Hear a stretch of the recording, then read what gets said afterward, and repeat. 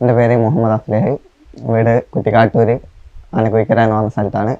വീട്ടിൽ ഉപ്പ, ഉമ്മ, അനിയൻ, അനിയത്തി, വല്യമ്മ എന്നൊരാളുള്ളത്.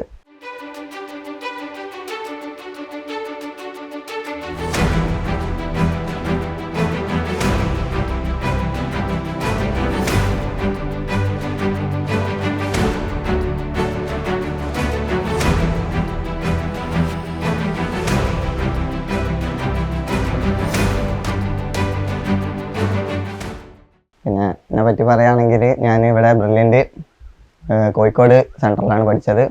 ഇവിടെ J8 ബാച്ചിലായിരുന്നു ക്ലാസ്. എനിക്ക് നീറ്റിൽ 702 മാർക്കാണ്. റാങ്ക് 867 റാങ്കാണുള്ളത്. അതായിട്ട് ഈ മാർക്ക് കിട്ടിയതിന് ദൈവത്തിന് നന്ദി പറയാണ്. പിന്നെ ബ്രില്യൻ്റ് പഠിപ്പിച്ച സാർമാർക്കും പിന്നെ ഉപ്പ, ഉമ്മ എല്ലാവർക്കും നന്ദി പറയുകയാണ്.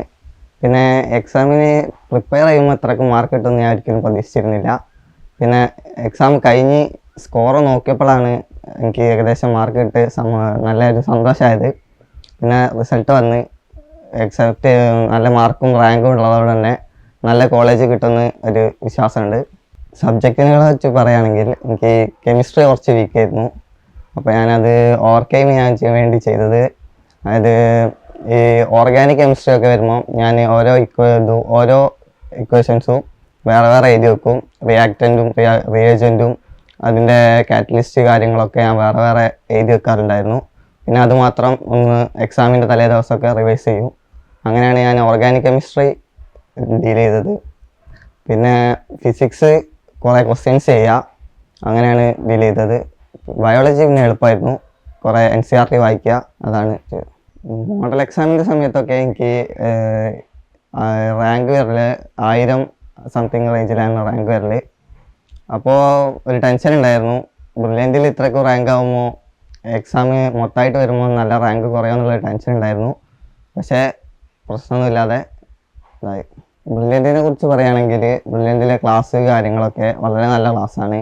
സാർമാരൊക്കെ സ്റ്റഡി നല്ലോണം പഠിപ്പിക്കുന്ന സാർമാരാണ്. ഒന്നും മനസ്സിലാവാത്ത പ്രശ്നങ്ങളും കാര്യങ്ങളൊന്നുമില്ല. ഇനി എന്തെങ്കിലും മനസ്സിലാവാത്ത പ്രശ്നം ഉണ്ടെങ്കിൽ സാർമാരുമായി ബന്ധപ്പെട്ടാൽ നമുക്ക് അതിന് വേണ്ടിയുള്ള സോൾവ് ചെയ്തു തരും. പിന്നെ ഓൺലൈൻ ക്ലാസ് ഉണ്ടാവും, അതുകൊണ്ട് തന്നെ ബുദ്ധിമുട്ട് കാര്യങ്ങളൊന്നും ഇല്ലായിരുന്നു. പിന്നെ ബ്രില്യൻ്റ് എക്സാം സീരീസിനെ പറ്റി പറയുകയാണെങ്കിൽ അതാണ് ഏറ്റവും അടിപൊളിയായിട്ടുള്ളത്. എക്സാമുകൾ വളരെ യൂസ്ഫുള്ളായിരുന്നു.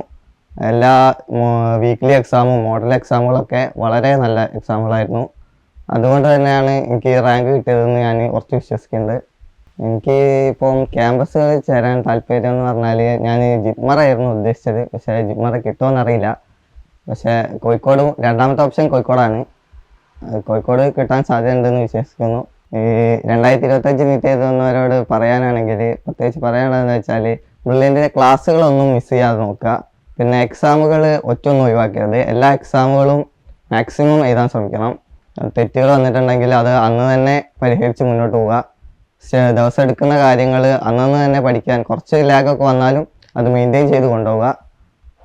അപ്പോൾ എക്സാമുകൾ തീരെ ഒഴിവാക്കാതെ, അതാണ് മെയിനായിട്ട് ചെയ്യേണ്ടത്. ക്വസ്റ്റ്യൻസ് വീണ്ടും വീണ്ടും പ്രാക്ടീസ് ചെയ്യുക. എൻട്രൻസ് സംബന്ധമായ വാർത്തകളും അപ്ഡേഷനുകളും ഏറ്റവും വേഗം ആധികാരികമായി അറിയാൻ ബ്രില്യൻറ്റ് സ്റ്റഡി സെന്റർ പാല യൂട്യൂബ് ചാനൽ സബ്സ്ക്രൈബ് ചെയ്യുക. ബെൽ ഐക്കൺ അമർത്തുക. ഈ വീഡിയോ മറ്റു സുഹൃത്തുക്കളിലേക്കും ഷെയർ ചെയ്ത് നൽകുക.